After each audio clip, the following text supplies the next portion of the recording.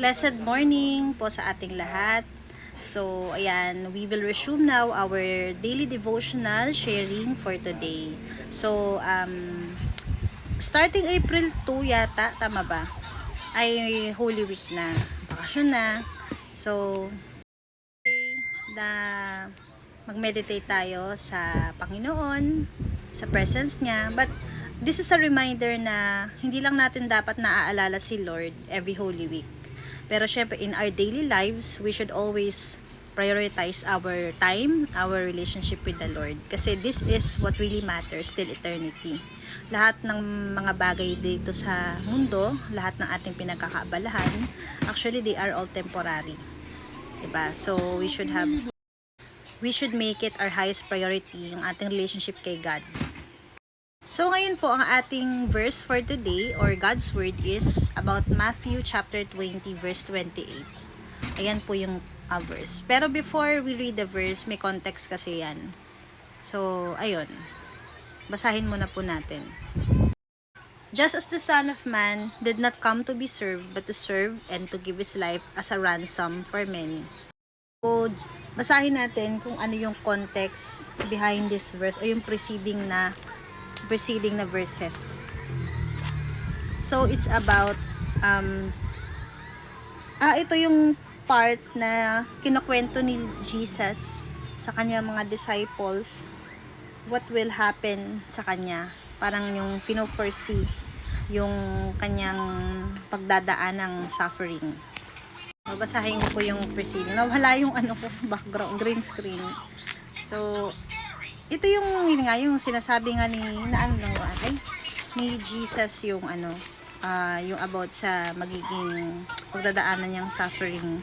And yung mother daw ng Zebedee, yung yung magkapatid, James and John, sinabi daw ayan, then can you please mag-devotion sa mama.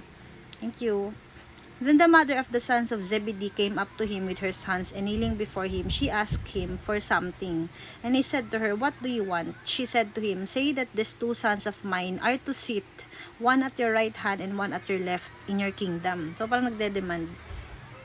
Nag-request siya na pwede bang umupo sa kaliwat kanan sa heaven or sa throne ni God kasama tong dalawang disciple. Sabi ni Jesus, "You do not know what you are asking. Are you able to drink the cup that I am to drink?" They said to him, "We are able." He said to them, "You will drink my cup, but to sit at my right hand and at my left is not mine to grant, but it is for those for whom it has been prepared by my Father." And when the 10 heard it, they were indignant at the two brothers. But Jesus called them to him and said, "You know that the rulers of the Gentiles lord it over them, and their great ones exercise authority over them. It shall not be so among you, but whoever would be great among you must be your servant, and whoever would be first among you must be your slave. Even as the Son of Man came not to be served, but to serve, and to give His life as a ransom for many." So, yun yung context niya, yung preceding verses. So, pagkakaintindi ko dito, ayun nga, yung nagre-request wala namang masama doon sa request niya. Pero, ang sagot ni Jesus is, tama naman, di ba? Parang sinasabi niya dito na, di ba nga, yung pag-grant ng request niya na kung sino uupo sa kaliwa o sa kanan niya katabi ng kanyang throne doon ay si Father God. Di ba meron dong sinabi si Lord na kailangan mong maging servant muna para ka maitaas. Those who will exalt themselves will be humbled, and those who humble themselves will be exalted.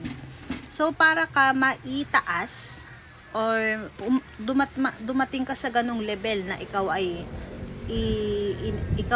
inexalt ng Panginoon, is you need to have a servant heart or mag-humble ka muna. Diba? It's not Jesus daw na magde-decide kundi ang Father in heaven.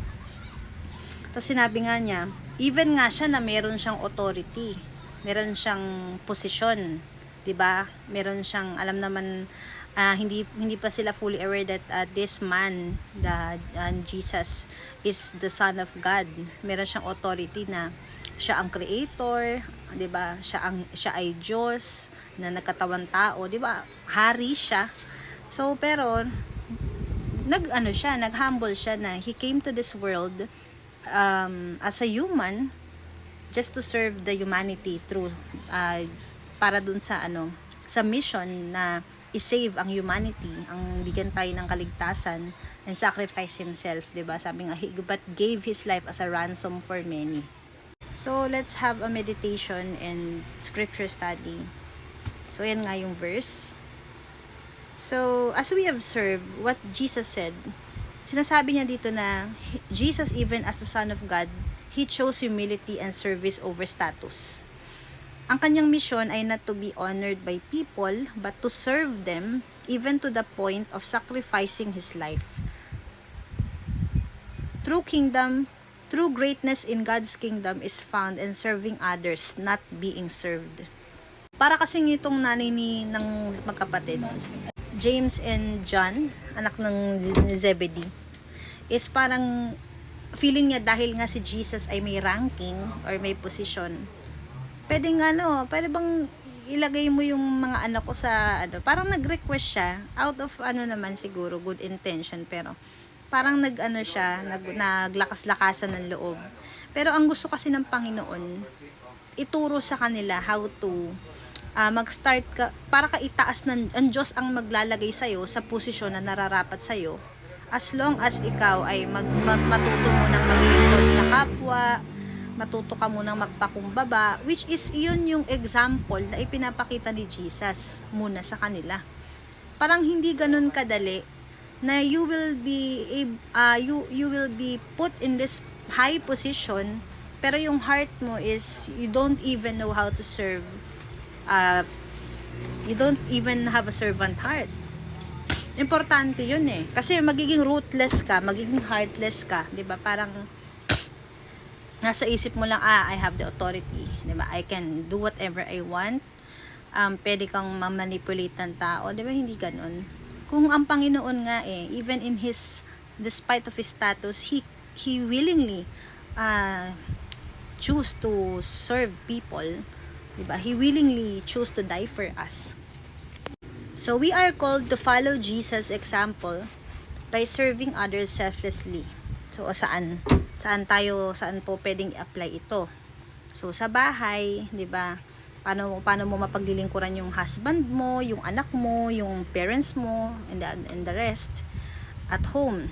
Ayan, in your family and in your daily lives, sa mga taong nakakasalamuha mo, sa work, sa na-encounter mo sa daan, may nakita kang humihingi ng tulong, may nakita kang pulubi na humihingi ng pagkain or ng tubig, binibigyan mo ba? Binibigyan mo attention o nagmapatay mali siya ka?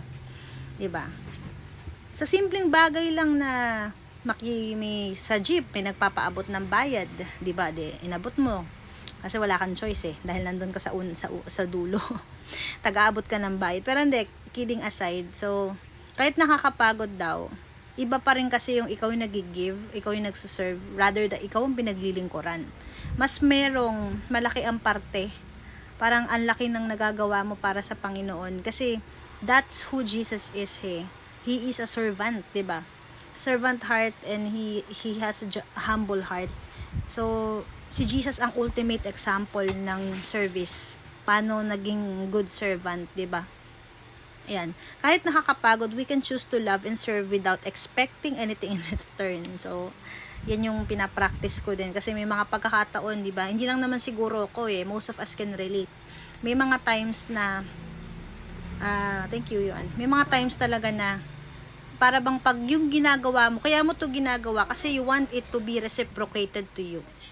Alam mong masama dun, pero kasi nagkakaroon ka ng expectations, nagkakaroon ka ng disappointment, you will feel bad, and nawawala yung essence o yung value ng ginagawa mo kung nag-expect ka in return. Pero kung ginagawa mo lang siya joyfully, willingly, without expecting anything in return, ang nag-glorify is not yourself, but si Lord.